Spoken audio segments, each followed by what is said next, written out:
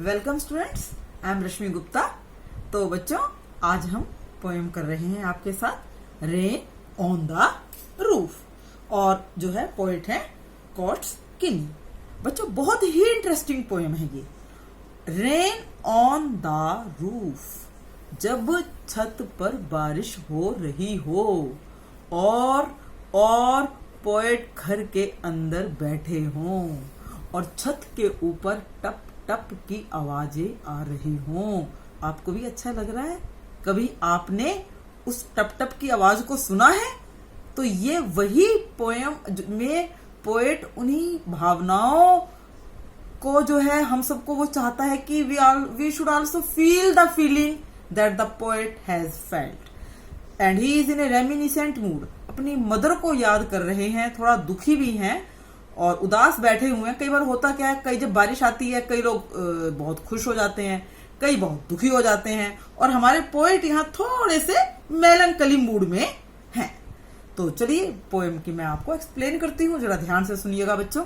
So when the humid shadows हो over, जब air humidity से भरी हुई होती है, ठीक है, और शेडोज ऑफ क्लाउड्स इधर उधर घूमते हैं स्टारी स्फीयर्स के ऊपर, जब आसमान में तारे होते हैं। आसमान में तारे भी हैं, ह्यूमिडिटी भी है और बादल घूम रहे हैं। एंड द मेलंकली डार्कनेस, हर तरफ ऐसा लग रहा है जैसे दुख भरा अंधेरा सा हो।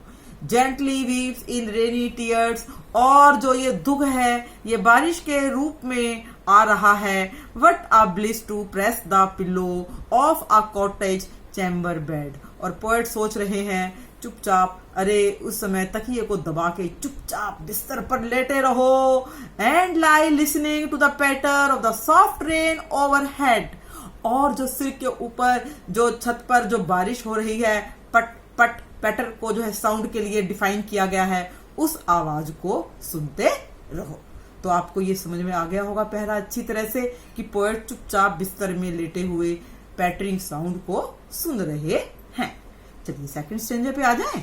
Every tinkle on the shingles has an echo in the heart, जो भी आवाज आ रही है, शिंगल कहते हैं बेटा वुडन टाइल्स को, जो छतें होती हैं, वो छत जो है वो लकड़ी की टाइल से बनी हुई है और उस पर जो टिंकलिंग साउंड हो रही है, यहाँ पर साउंड के ऊपर ज्यादा फोर्स दिया गया है, साउंड इफेक्ट को बताया गया है। वो जो साउंड है पोएट के दिल में एक इको, एक गूंज पैदा कर रही है। देखिए पोएट हमारे कहाँ जा रहे हैं। A thousand dreamy fancy into busy being start, and a thousand recollections weave their air threads into woof। Poet जो है बहुत से कल्पनाओं के सागर में गोते लगा रहे हैं। बहुत ही पुरानी पुरानी रिकलेक्शन मैंने होते पुरानी यादें आ रही हैं। कैसे? जैसे कि हम धागे को जो है एक गोले पर लपेटते जाते हैं ना, जब आप पतंग उड़ाते हो तो आप धागे को लपेटते हो गोले के उसके चक्री के ऊपर। ऐसे ही जो पोएट की यादें हैं वो उसके आसपास उससे लिपटती जा रही हैं।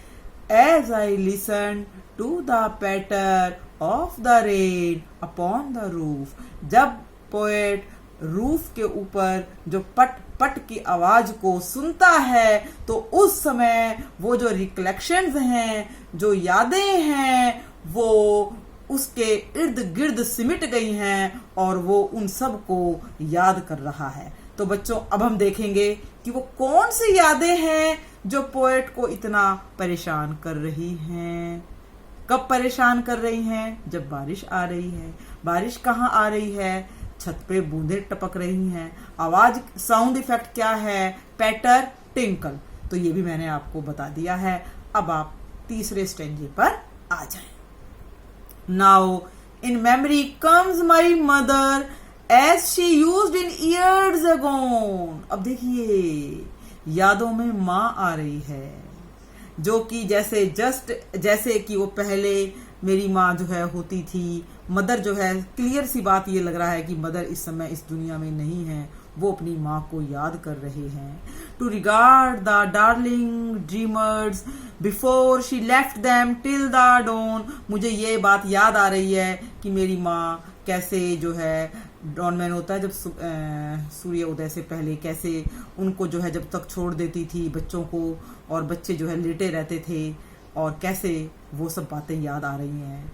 Oh I feel her fond look on me, मेरी माँ मुझे कितने प्यार से देखा करती थी।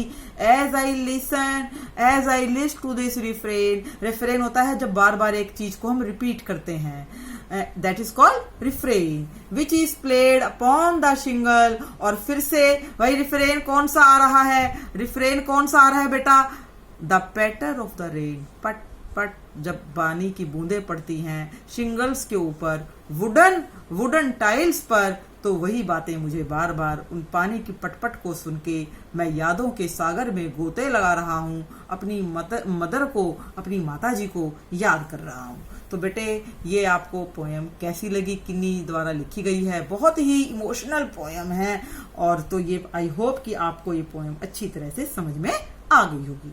तो चलिए अब हम इसके जो है आपको थोड़े क्वेश्चन डिस्कस कर लेते हैं। देखिए ह्यूमिड शैडो, स्टारी स्फीयर, ये सब तो वर्ड मीनिंग है, मैंने आपको बता ही दिया था।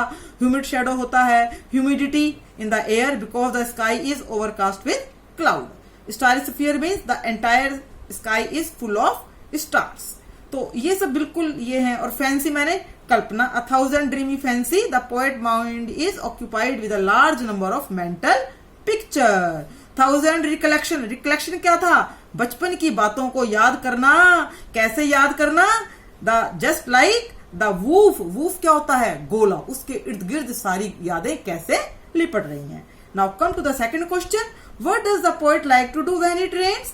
सो व्हाइल इट इज रेनिंग, बताइए बच्चों कि जब बारिश होती है तो पोएट को क्या करना अच्छा लगता है। When it is raining the poet likes to lie down on his bed in his cottage, अपने कॉटेज में, अपने कमरे में वो जो है बिस्तर पर लेटना उसको बहुत अच्छा लगता है। मैं आपको थोड़े छोटे ही करवा रही हूँ ताकि आप जल्दी जल्दी इसको याद कर लें। Now come to the next question, what is a single major memory that comes to the poet. कौन सी ऐसी सिंगल मेमोरी है जो पोएट के दिमाग में आ रही है। Who are the darling dreamers, बताइए। डार्लिंग ड्रीमर्स मैंने बताया था ना आपको, किसको बताया था, बच्चों के लिए बताया था। So he refers to, so the single major memory that comes to the poet mind is that of his mother. Mother की याद आ रही है बेटा, ये आपको याद भी हो गया होगा। और जो डार्लिंग ड्रीमर्स है, दे रेफर्स टू हर चिल्ड्रन, अब उसके बच्चों के बारे में बेटा डार्लिंग ड्रीमर्स कहा गया है। Next question, is the poet now a child? No, he is not a child. Is his mother still alive? No, the mother is not alive because he says how the mother once used to watch her children, कैसे देखा करती थी। So when you were a young child, did your mother tuck you in as the poet did? क्या तुम्हारी mother ने भी ऐसे किया था बेटा, ये तो बहुत आसान क्वेश्चन है। तो yes, my mother also did like this। तो बाकी क्वेश्चन आपके जर्नल है, बहुत ही आसान है, आप अपने आप भी कर सकते हो। तो आई होप आपको ये पोएम समझ में आ गई होगी, और अच्छी तरह से इसके क्वेश्चन आंसर आप लिख लीजिएगा। बार बार एक्सप्लेनेशन इसको जो है करने की कोशिश करना, तभी ये पोएम आपको समझ में आएगी। सो बच्चों अच्छी तरह से कीजिएगा। I hope you must have understood the poem. और साथ में बच्चों यदि आपको पोएम अच्छी लगी हो, रश्मि गुप्ता को आप सब्सक्राइब जरूर करेंगे और साथ में लाइक भी करेंगे। Thank you students.